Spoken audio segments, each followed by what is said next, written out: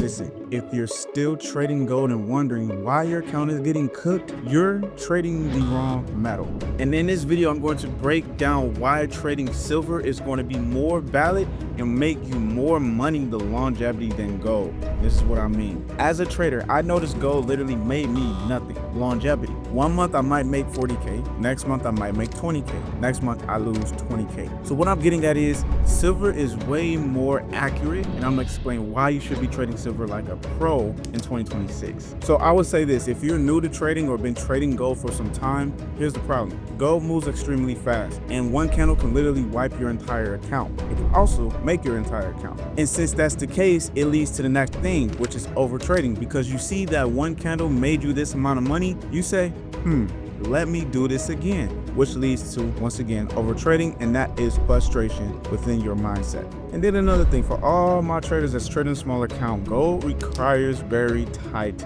stop losses. So in order for you to really maximize that, you don't need to go for gold, especially when it manipulates you like hell. So in this video, I'm going to be breaking exactly how you should be trading it. I'm also going to show you guys some live examples and also showing you a broker that you can use to start trading silver today. Let's get to it. Right, so trade silver like a pro in 2026 for mainly my Forex beginners and any other trader that is looking for something new in 2026. So literally, this is something I wanted to share because I wanted you guys to see how effective gold is actually. So silver reached a record high above 79 per ounce, its highest level in decades, outpacing gold. So once again, think about that. This is doing better than gold, guys. And a lot of people aren't tapped in with silver as much as they are with gold, which is another reason why it's so manipulative for gold. So we're going to be focusing on silver and not gold at all. So why silver matters, and then the market behavior behind silver. So for silver, it has way fewer spikes, cleaner pullbacks, respects liquidity levels much better than it does with gold, and it moves a lot more smoother during New York session. Gold has more aggressive manipulation, but silver has cleaner reaction. If you are a trader that is like, I know that I love gold because that is how you make your money through aggressive manipulation, by all means, that's totally fine. But here's the problem. When you trade gold and you get that one move off that one candle, it goes right back to what I was saying before. You're going to overtrade because you've seen how simple that move was. That aggressive candle could go up and it could make you so much money, but it is not guaranteed to see that again, or what I'm going to say, it is not consistent. So you want to find something that is consistently working in our favor so we don't have to keep getting money coming in and then now we blew an account or almost blew an account, rather than just see consistent increasing and less decreasing and just more consistent. So when we're going to be trading silver is New York session only, 9 a.m. to 11 a.m. Eastern time. This is the best window to trade it. After London highs and lows is set, this is where you guys want to start looking. You mainly want to avoid Asian session, late New York chop, which is pretty much when New York is closing, and then also any low volume candles. We want to avoid all of this. We're, as a scalper, as an entry day trader, we're focusing on smaller moves and smaller plays. So that's our go-to. Now for the market conditions, we're just simply looking for liquidity sweeps first, because we want to make sure the manipulation is out the way so we can get a consistent play, which we're going to be talking about wave 3, which for those that don't know what wave 3 is, this is part of my 3-man standing concept in Elliott wave, where we're only trading a particular leg on a trend. In every trend, you get 5 legs, known as an uptrend or known as a downtrend. But the leg that we're going to be paying attention to is the 3rd leg, which is what we call wave 3, because this is the most longest perfected leg that we can trade with less noise. And that's what we're going for.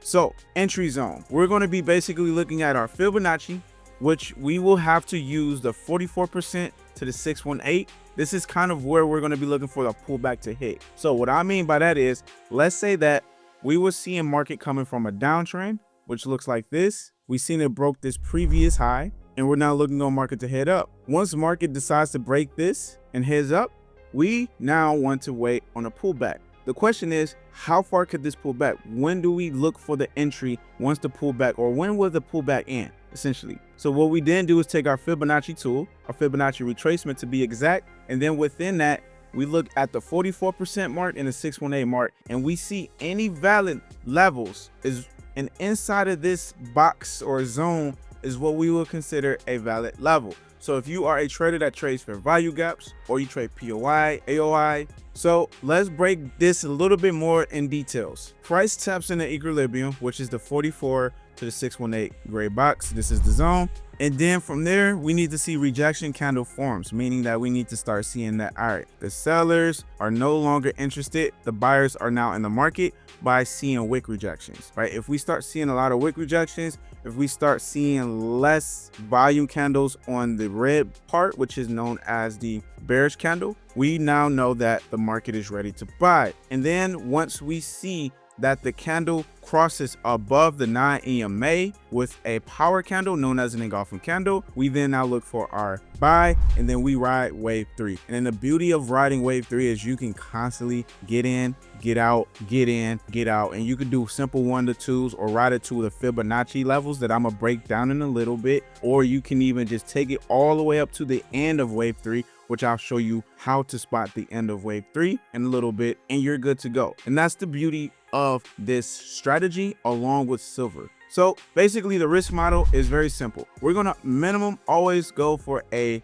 1 to 2 RR, right? We want to make sure that we have a risk fix per trade so we are consistent with our entries. And then we're going to be taking partials and then finals at these levels here, which is our Fibonacci, making sure that these also align with the minimum of a 1 to 2. I'm gonna break that down in a little bit so you guys can understand. But now let me show you this in the actual live charts so you guys can get the full glimpse of this silver play. So here is silver. This is what silver looks like on a hourly scale. As you guys see, it's just been going up and going up and just been making new history, as I mentioned earlier. But what we're gonna do is first, let's just hit on a 5-minute time frame. Now, for those that don't know, with this indicator, this color box indicator, this is called sessions. This is where you're able to see what session you're in during the time of trading. As of right now, we're in New York, so this is green. London is going to be orange, and then also the overlapping is going to be greenish orange color. And then other than that, you have Tokyo. There's also other sessions you can add, but right now this is all I care for. So as I mentioned earlier,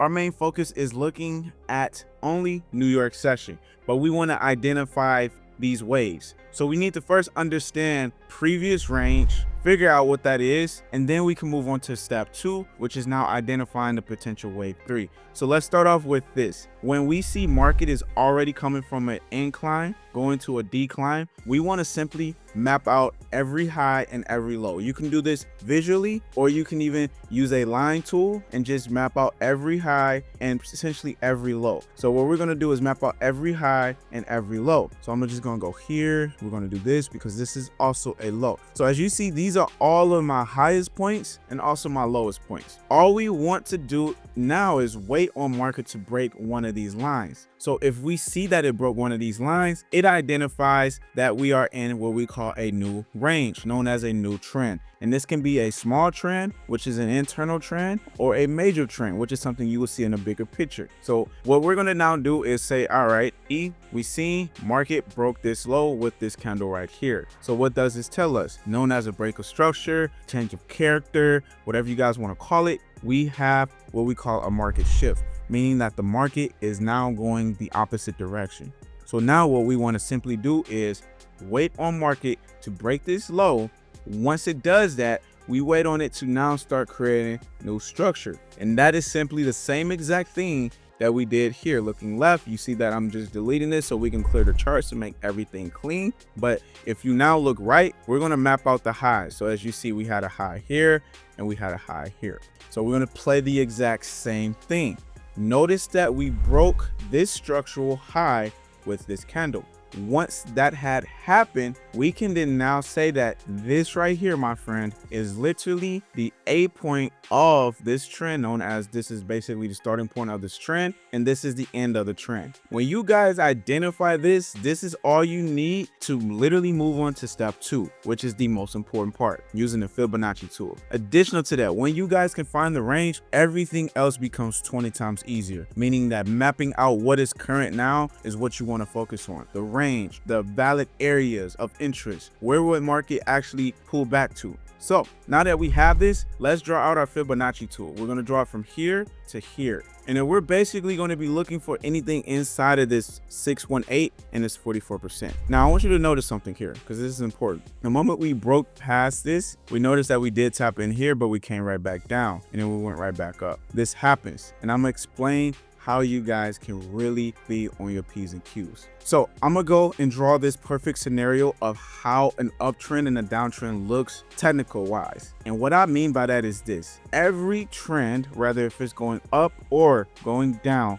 consists of 3 waves. Looks like this. So you see you got one move going down that creates one low. You got one move going up that creates one high. And you got another move going down that creates one low. So essentially you're looking for what we call 2 lows and 1 high. Once you see that, this now identifies this is a fully formed structural high, a fully formed structural trend. And now you know what can happen next. Same thing applies if the market is going up. We have one move going up, we got another move going down, and another move going up. That, my friend, is what we call a structural high, also known as a uptrend. So what I'm getting at is this: notice on a 5-minute right now, we see that market basically created a 3-leg play. How do I know that? Well, look at this. We have 1, 2, and 3.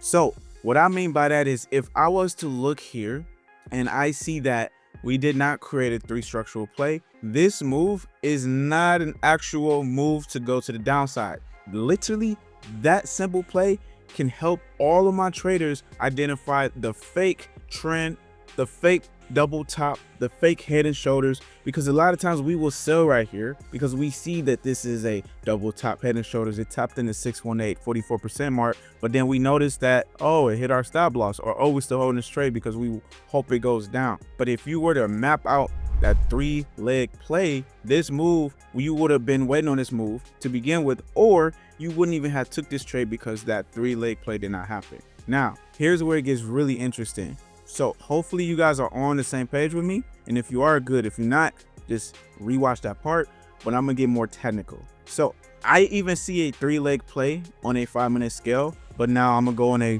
2-minute time frame to show you guys this play here too. So as you look closely, we have a 3 play. We have 1, 2, 3. That's 3 legs right there. So why you said we need 3 legs in every trend? Yes, that's correct. But notice that this 3-leg play was really seen on a lower scale, such as a 2-minute, 1 minute, and even 30 seconds. So what I mean by that is you have to be cautious of stuff like this, because as a scalper, trying to hold a trade as a swing trader or hold a trade as an intraday trader can get very tricky, because as a scalper, you're like, I want to catch it on the 2-minute or even the 5-minute, sometimes the 1 minute, but hold it out to all the way down to these levels here. And you're like, I want to get in the best perfect entry, sniper entry ever. But you got to be careful of these little moves, because this will happen. This move is valid, but only for a scalper, because once again, if I was to take this trade, let's say I shorted it right here, my stop loss just pips away from the entry candle,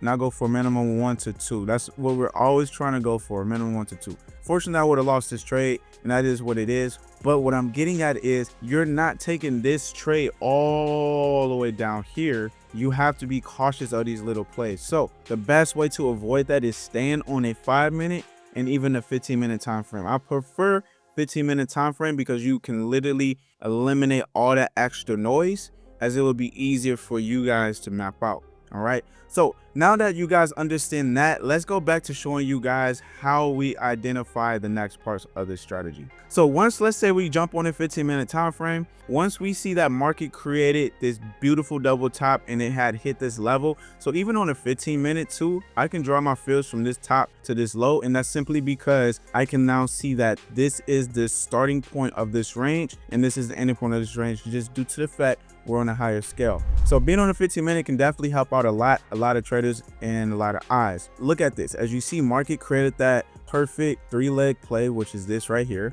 and that's all we need to identify the next move. So now once we see that it created that 3-leg play, we then wait on what we call a double top. One, also it needs to grab liquidity. in any of our zones. As you see, this is a big fair value gap, and if you guys don't know what a fair value gap is, comment down below. I'll do more videos on that within this strategy and my point of view of how I look at the market. But we got that, and then we got our powered close candle crossing past the 9 EMA. So then now we're going to go ahead and look for our short, for the stop loss a couple pips away from the entry candle, and then minimum you always go for a 1 to 2.